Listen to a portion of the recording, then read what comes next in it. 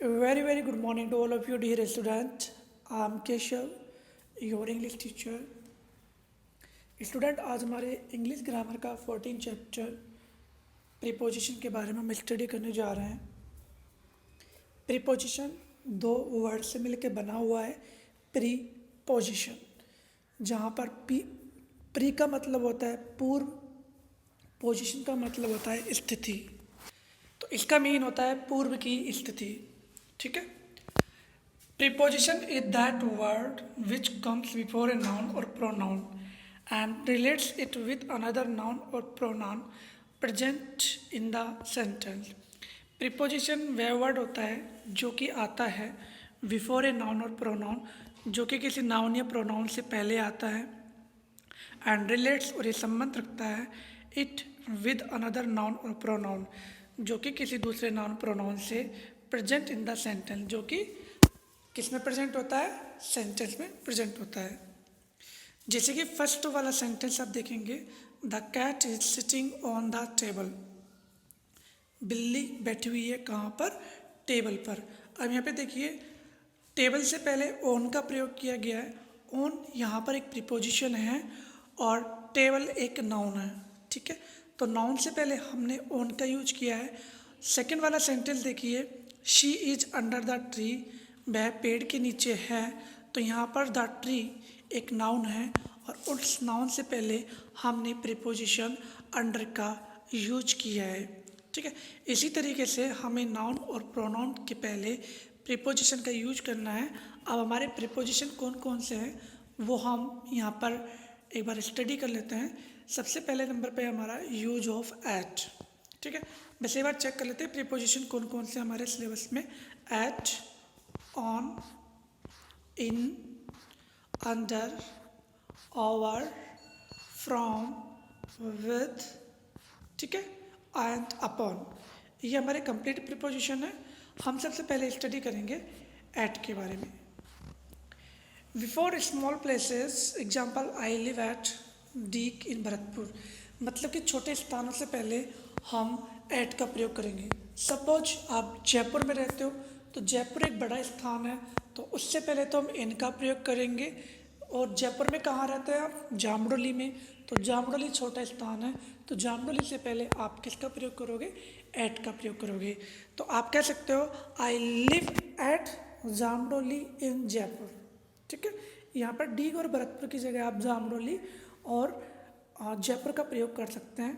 तो आप भी कह सकते हैं आई लिव एट जामडोली इन जयपुर। तो समझ में आ गया होगा कि बड़े स्थान से पहले इन का यूज करना है और छोटे स्थान से पहले एट का यूज करना है। सेकेंड सेंटेंस है B, before definite time of clock, days and festivals, मतलब कि निश्चित समय होता है या फिर दिनों से पहले या फिर फेस्टिवल से पहले, निश्चित फेस्टिवल से पहले हम किसका प्रयोग करेंगे, एट का प्रयोग करेंगे। जैसे कि हम इंग्लिश स्पीकिंग कोर्स में करते थे, I get up early in the morning at 7 o'clock, तो समय से पहले एक निश्चित समय था 7 o'clock, तो 7 o'clock से पहले मैंने किसका यूज किया, एट का। इसी तरीके से यहाँ पर पहला जो सेंटेंस है उसमें दिया हुआ है the sun rose at 6 AM, तो यहाँ पर जो 6 AM है ये एक डेफिनेट क्लॉक है, क्लॉक मतलब समय है। ठीक है, उससे पहले हमने किसका यूज किया है, एट का। इसी तरीके से देखिए we had lunch at noon, we had lunch at noon, noon से पहले हमने किसका यूज किया है, एट का, क्योंकि ये डेफिनेट टाइम है। She came here home at Deepawali, अब यहाँ पर जो दीपावली है वो एक निश्चित फेस्टिवल है, तो डेफिनेट फेस्टिवल से पहले हमने किसका यूज किया, एट का। तो इसी तरीके से आपको एट का यूज करना है निश्चित जो घड़ी का समय होता है उससे पहले, निश्चित दिनों के नाम से पहले एंड निश्चित फेस्टिवल से पहले आपको किसका यूज करना है, एट का यूज करना है। सी वाला देखिए, before speed, temperature and rate. ठीक है, स्पीड से पहले, टेम्परेचर से पहले एंड रेट से पहले, किसी भी चीज़ का जो कॉस्ट होता है उससे पहले हम किसका प्रयोग करेंगे, यहाँ पर एट का प्रयोग करेंगे। सपोज जैसे कि पहला वाला सेंटेंस आप देख लीजिए एक बार, she drove her car at 70 kilometre पहला वाला सेंटेंस देख लीजिए, she drove her car at 70 kilometre an hour. तो यहाँ पर देखिए निश्चित एक स्पीड दी गई है, ठीक है, 70 किलोमीटर प्रति घंटे की रफ्तार से उसने कार को क्या किया, ड्राइव किया। तो यहाँ पर 70 किलोमीटर क्या आ रहा है, एक स्पीड आ रहा है। तो स्पीड से पहले आप किसका प्रयोग करोगे, एट का प्रयोग करोगे। यदि आप कहीं पे जाते हो तो आप बोलते हो कि उसने 60 किलोमीटर प्रति घंटे की रफ्तार से कार चलाई, या फिर 70 किलोमीटर प्रति घंटे की रफ्तार से उसने अपनी बाइक ड्राइव की, तो वहाँ पर हम किसका यूज करेंगे, एट का यूज करेंगे। इसी तरीके से जो टेम्परेचर हो रहा है, फिलहाल सपोज कीजिए अभी हमारे राजस्थान का टेम्परेचर 45 डिग्री हो रहा है, तो वहाँ पर किसका यूज करेंगे, एट का प्रयोग करेंगे। या फिर यदि कोई वाटर हम बॉयल करने के लिए रखते हैं तो वो 100 डिग्री पर, 100 डिग्री जो सेल्सियस होता है उस पर क्या हो जाता है, वो बॉयल हो जाता है। तो टेम्परेचर के लिए भी हम किसका यूज करेंगे, एट का यूज करेंगे।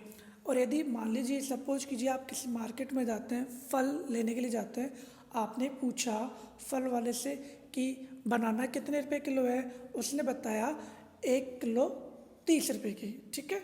तो वहाँ पर जो उसने बताया ना जो 1 किलो, ठीक है, तो 30 रुपये से पहले आप किसका प्रयोग करोगे, एट का। जैसे कि यहाँ पर है बनानाज आर सोल्ड, बनाना बेचे जाते हैं एट 10 रुपीज़ 1 किलो।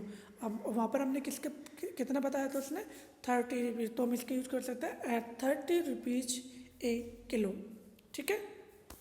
सो इस प्रकार हम एट का यूज कर सकते हैं। इसके साथ में हम आज ओन का भी यूज करना सीखेंगे, ठीक है।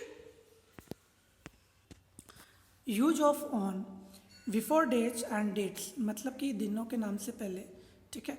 जैसे कि on Sunday, on Monday, on Tuesday, on Wednesday, on Thursday, on Friday, on Saturday, ठीक है।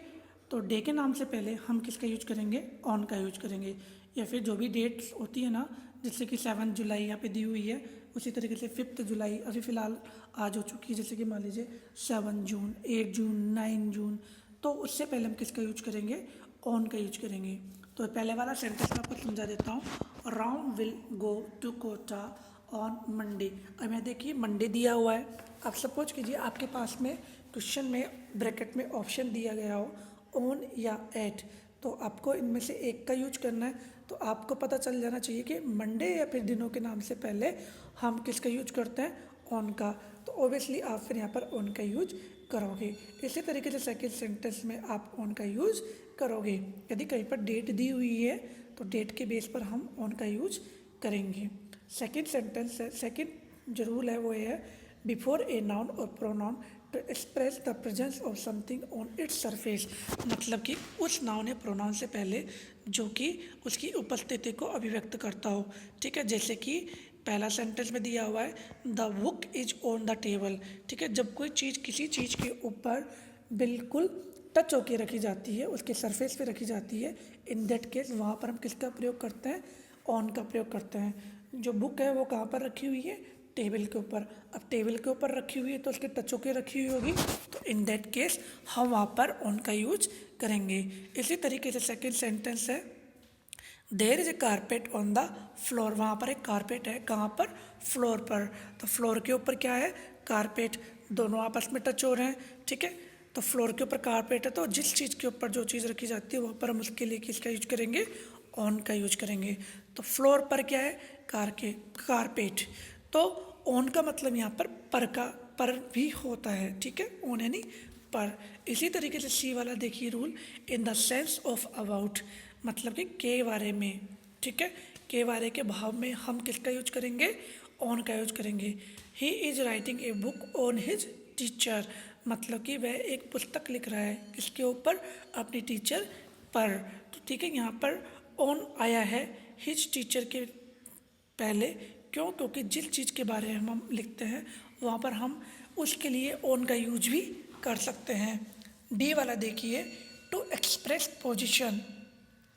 पोजीशन को अभिव्यक्त करने के लिए, जैसे कि I met him on the way, मैं उसे रास्ते पर मिला, ठीक है। तो यहाँ पर पोजीशन, स्थिति को एक्सप्रेस करने के लिए हमने यहाँ किसका यूज किया, ऑन। तो देखिए मेरा उसे रास्ते में मिला। अब क्वेश्चन उठता है मैं उसे कहाँ पर मिला, रास्ते पर, तो रास्ते पर मिलने की बेस पर मैंने रास्ते से पहले किसका यूज किया, ऑन का।